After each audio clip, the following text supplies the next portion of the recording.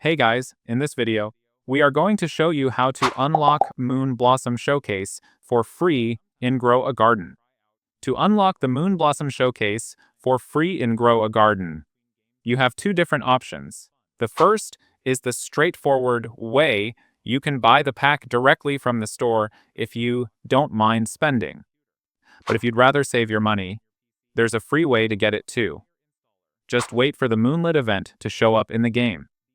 When this event begins, your regular fruits will start turning into Moonlit versions, which are special event fruits. Once you collect enough of these Moonlit fruits, go find the NPC in the game. Talk to him and give him your Moonlit fruits. In exchange, he'll give you points for each fruit you hand over. These points are used to unlock rewards as you progress.